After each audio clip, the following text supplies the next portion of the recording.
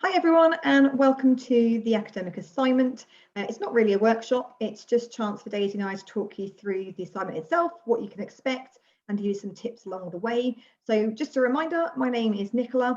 I run the Pathways to Law and Access Leicester Medicine programme, and we have Daisy. Hi, and I run the Access Leicester STEM programme.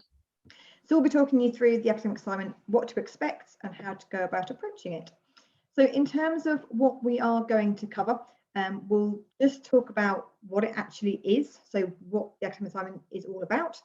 We'll look at the marking criteria, so what we're looking for when you start delivering it. We'll talk to you about actually deciding on a research title, so those on medicine and STEM. The world is your oyster. So we'll kind of talk you through a little bit about decision making on that. Look at the presentation itself and how to be presenting and creating that. We'll talk about the reflection, the results you're going to receive at the end of it, and obviously where you go for support as well. So in terms of what it is, the most important part of this is the fact that it is a compulsory element of all three of the programs that we run. So if you are hoping to complete the program, you want to get a reduced offer to study with us, and you want to get the bursary, then you have to do the academic assignment and you also have to pass it as well. The point of this isn't to take up loads of your time. So you do have a good kind of 3 months to do your research and to get your presentation together. So we're not expecting you to spend kind of the next 3 months solely working on this, but it should be something that kind of gets you to figure out a bit more about how you work at university. So it's a very similar project to the way it works at university. And it allows us to kind of see that you've done a little bit of research and that you understand the topic of your choice as well. You'll be doing a 5-minute presentation around a topic of your choice and writing a reflective statement at the end as well, just to kind of look back at the process, how you found it, what worked well, and what you might have found a bit tricky as well. So hopefully nothing too scary, and it should be something that you actually quite enjoy doing as well at the time. So in terms of what you'll get out of it then, so you are going to get loads of key skills. So you will learn how to do research, you will obviously have to communicate your findings to us, you'll present them, it'll be lots of independent thinking and things as well. So all these are really key skills that you'll use all the time when you go to university. It's also something that's likely to help with university applications. So you will all hopefully know that you have to write a personal statement to apply to university. And the fact that you've done this assignment is a really good thing to write about in that personal statement. It's a topic that will hopefully be relevant to the degree subject you're choosing to apply to. It also will help you in any interviews you may have. For any course that you might go for, something for you to talk about, an area that you've kind of really researched and looked into depth about, and something to talk about kind of in terms of how you approach the project itself too. It will also hopefully increase your confidence too. So I know for a lot of you, the idea of presenting to a group of people might be a really scary thing, but you will hopefully find that come the end of it, you'll look back and go, actually, that wasn't as bad as I thought it was. So fingers crossed, it will increase your confidence along the way as well. So the marking criteria, it's quite simple. You either pass or fail. We don't give grades, you don't get a number or a letter associated with it, it's just pass or fail. In the last 2 years, we haven't failed a single person. So we aren't looking to fail anybody, we want you all to pass. We don't have a certain number that can pass and fail, it's just as many of you as possible will pass it, and we want you all to pass. So it's quite simple. What we're looking for is really clear in the handbook that you've been sent as well. This will kind of be really detailed in there for you. So hopefully nothing is hidden there. We're not kind of trying to scare you with things. Just make it really clear exactly what it is that we are after. If at any point you're not sure what something means, or you want to make sure that you are going to pass it based on kind of what you've done, feel free to drop us an email and we will kind of happily guide you through the process. Daisy, over to you. Okay, so in terms of how to actually write your academic assignment, thanks, Nicola. So you can literally pick any topic if you're on Access Leicester Medicine or Access Leicester STEM. So really think about a topic that will interest you. You've got to research about it, so it needs to be something that you are interested in. If you're on Pathways to Law, this is slightly different. You'll be given a set of topics to choose from, which will be explained in more detail in the handbook that you'll receive.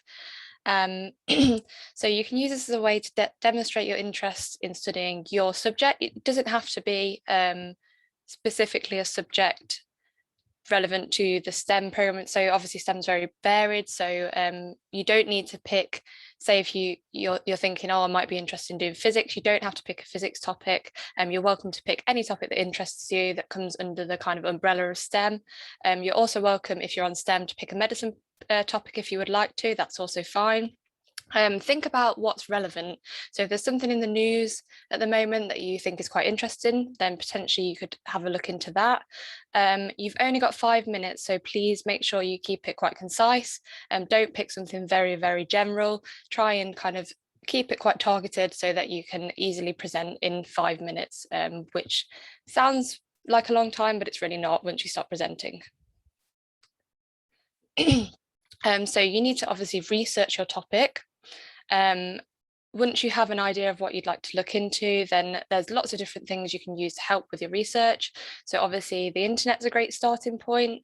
You can Google it, but there's also things like Google Scholar, which might be more relevant for your research. Books are obviously a good source. Make sure you're using relevant information that is up to date, particularly if you're looking at something that's very current. Try to keep a note of where you've actually found different information from. You don't want to find something, a really great article, and then a week later you come back and you don't know where you found it. So just kind of keep a Word doc or something with all of the links to things that you've been reading.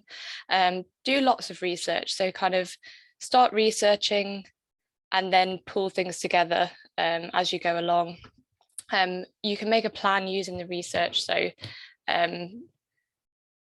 and use reliable sources, obviously. So Wikipedia is okay, but often Wikipedia will have links at the bottom indicating where they've actually got the research from. So if it's from a research paper, for example, you're better off then reading that paper rather than just using Wikipedia. Okay, so when it comes to actually creating your presentation, then we generally suggest using a PowerPoint. You don't have to. So if you've got other fancy technology that you know how to use, feel free to use them. We have had students use things like Prezi and stuff before, but something visual is really important.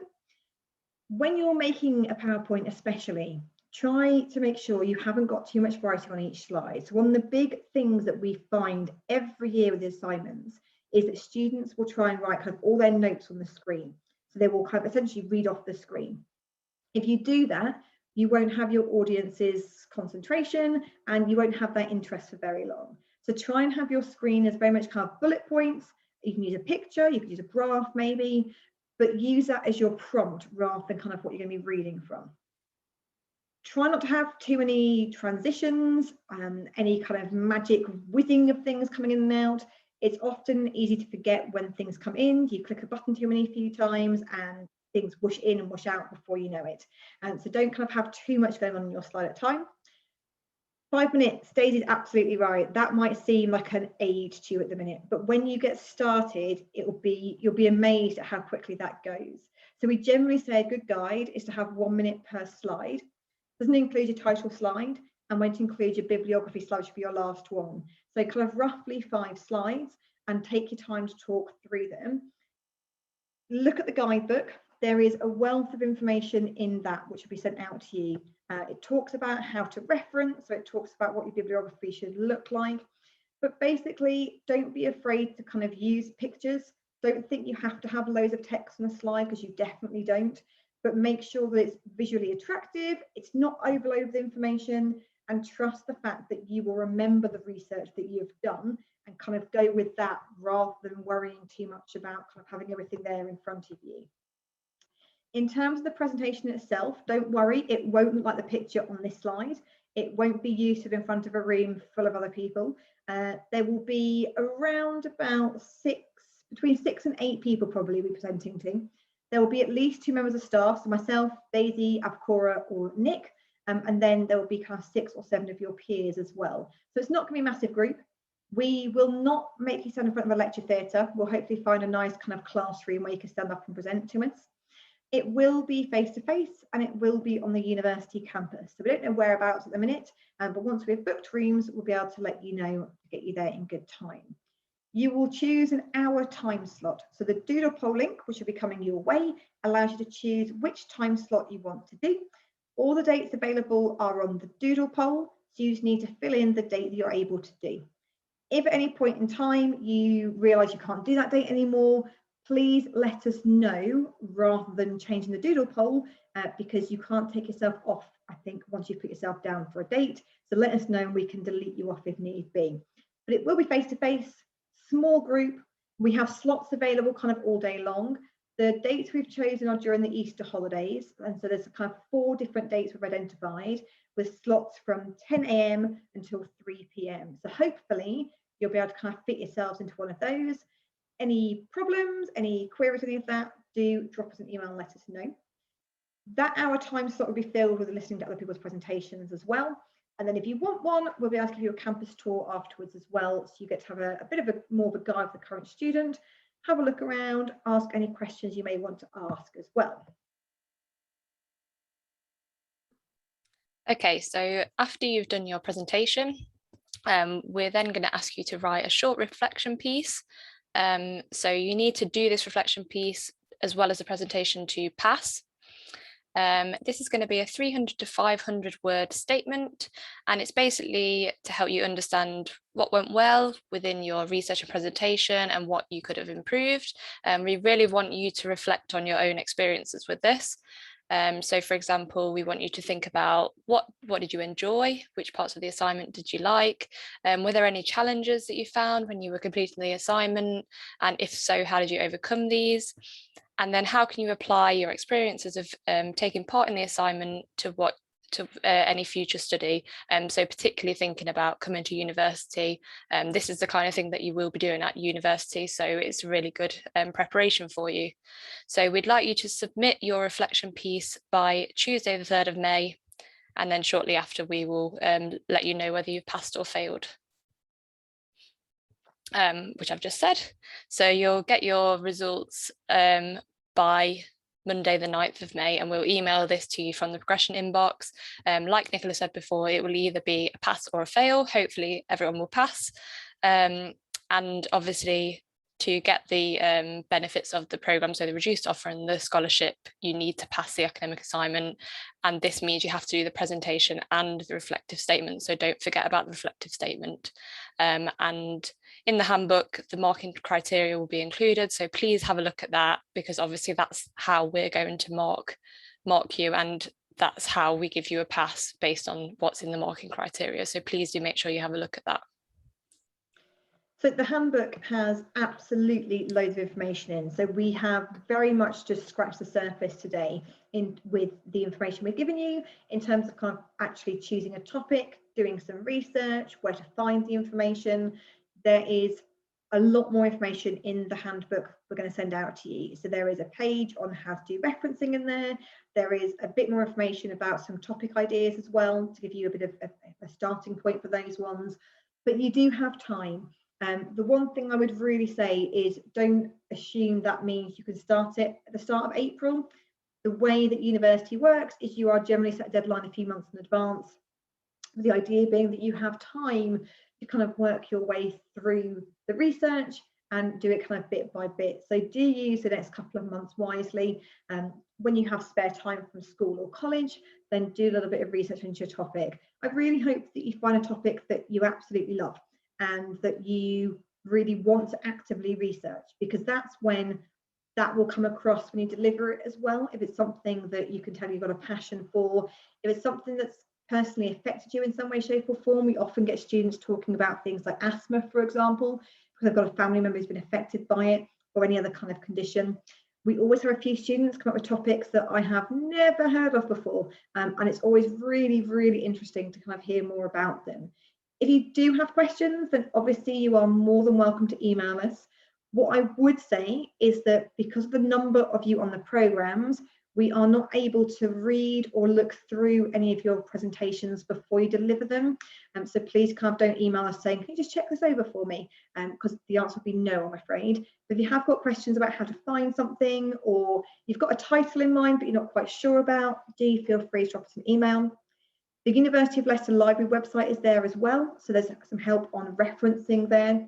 And obviously you will have your guidebook/handbook. We keep calling it both of those things, but it is a really good source of information for you. And there is hopefully everything you need in there.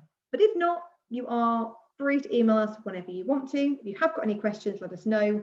But most of all, good luck. Pick a topic that you are interested in and that you have some passion for, and you will find that filling 5 minutes is hard in the sense that you need to fill more. I generally find that if I've got 5 minutes, I will talk for 10. So just make sure you practice is a really key thing as well. Run over it with other people if you can, and just make sure that you are confident coming in, that you kind of know what you're talking about. Daisy, any last tips from you? Yeah, again, just to reiterate, it's really important to practice your presentation and actually saying it aloud, because you can practice it in your head and think it's 5 minutes, but then when you actually practice it aloud, it's probably not. And it's always worth trying to practice to somebody if you can, and then they can give you a bit of feedback, and that will obviously help your confidence.